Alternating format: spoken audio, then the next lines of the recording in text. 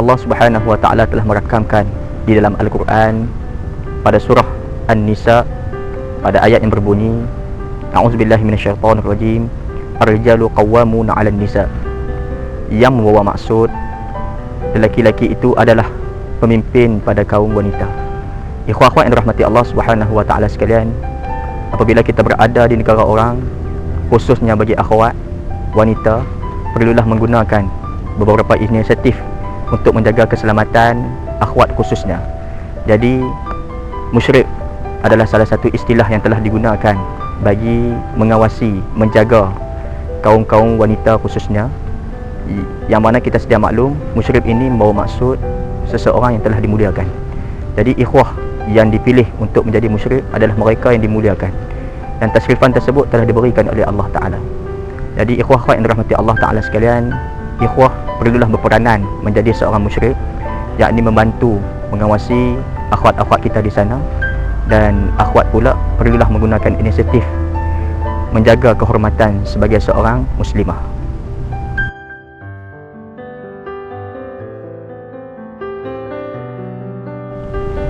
Baik, keperluan menggunakan khidmat musyrik bagi akhwat secara khususnya adalah digalakkan, kerana kita melihat kepada kondisi negara yang tidaklah terlalu terjamin keselamatannya. Jadi bagi akhwat yang kita faham dengan sifat pemalu, dengan sifat lemah, perlulah menggunakan khidmat musyrik bagi menjaga kehormatan diri sebagai seorang muslimah. Adapun bagi lelaki ataupun ikhwah secara khususnya, perlulah berperanan sebagai seorang abang dan juga adik lelaki kepada akhwat-akhwat kita di sini, kerana mereka memerlukan jasa baik daripada kita ikhwah untuk menjaga kehormatan mereka dan juga menjaga keselamatan mereka. Jadi kepada ikhwah dan akhwat, anggaplah menggunakan khidmat musyrik ini adalah satu keperluan dan adalah satu tanggungjawab kepada kita sebagai muslim.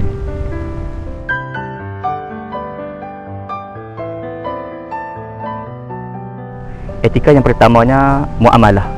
Jadi akhwat yang ingin menggunakan khidmat musyrik, tak dapat tidak perlulah bermuamalah dengan cara yang terbaik, menggunakan konsep-konsep nilai-nilai Islam yang telah diletakkan syariat, yakni bercakap dengan nada yang baik, tidaklah terlalu lemah lembut, dan tidaklah menggunakan bahasa-bahasa yang agak kasar, seperti dengan panggilan doktor, minta izin untuk jadi musyrik, dan tidaklah perlu meninggikan suara ataupun tidaklah terlalu tegas untuk minta pertolongan, dan tidaklah terlalu lembut untuk meminta pertolongan.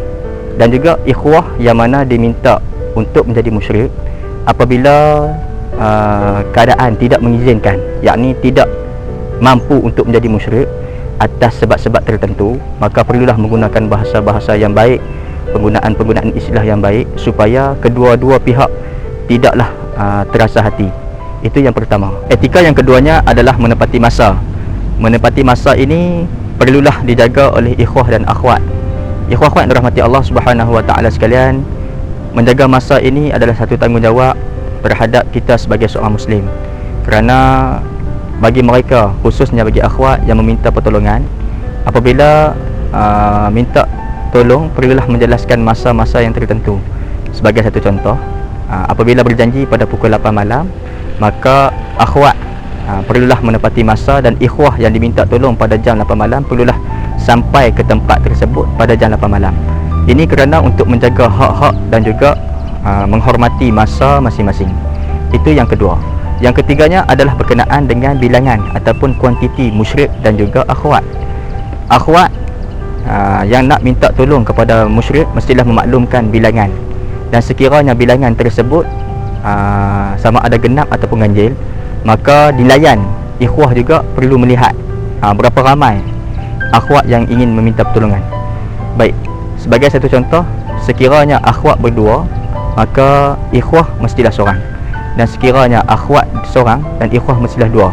Dan secara umumnya, apabila bilangan dan kuantiti ini, yang pertamanya tidak menimbulkan fitnah, yang keduanya tidak menimbulkan syak wasangka kepada orang yang melihat.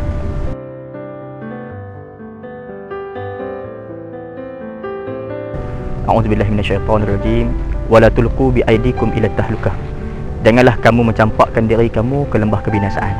Jadi bila mana kita berada di negara orang, perlulah kita menjaga peribadi kita sebagai seorang wanita, peribadi kita sebagai seorang Muslim, khususnya bagi wanita yang mana mempunyai satu kehormatan yang cukup mulia, kerana dirimu begitu bahagia. Jadi kita kena ingat, itu adalah kalam yang cukup baik. Dan yang keduanya, nasihat saya kepada ikhwah, apabila menjadi musyrik ini, anggaplah ini sebagai salah satu amal ijtimai. Kita doakan pada Allah Subhanahu Wa Taala, moga-moga segala amal baik buat kita diterima di sisi Allah sebagai satu ibadah.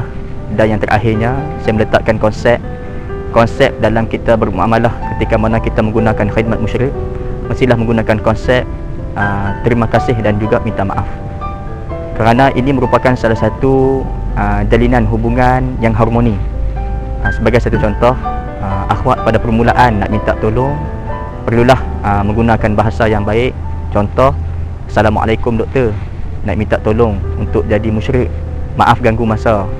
Dan pada akhir kalam, mestilah menggunakan terima kasih sebagai mengenang jasa baik musyrik tersebut. Dan ada pun imbuhan-imbuhan, tambahan-tambahan, sagu hati yang nak diberikan terpulang kepada akhwat tersebut. Bagilah sedikit ayam kotak, biskut dan sebagainya. Kalau tak mampu pun pizza pun jadi dah. Dan akhir kalam daripada saya, moga-moga dengan penjelasan berkenaan dengan musyrik ini, penggunaan musyrik ini sedikit sebanyak akan menggerakkan hati kita untuk kita menggunakan inisiatif yang terbaik ini supaya dapat menjaga hak-hak asasi sebagai seorang manusia. Allah Subhanahu Wa Taala alam. Assalamualaikum warahmatullahi taala wabarakatuh. Allahumma salli ala Muhammad tibbil qulubi wa dawaiha.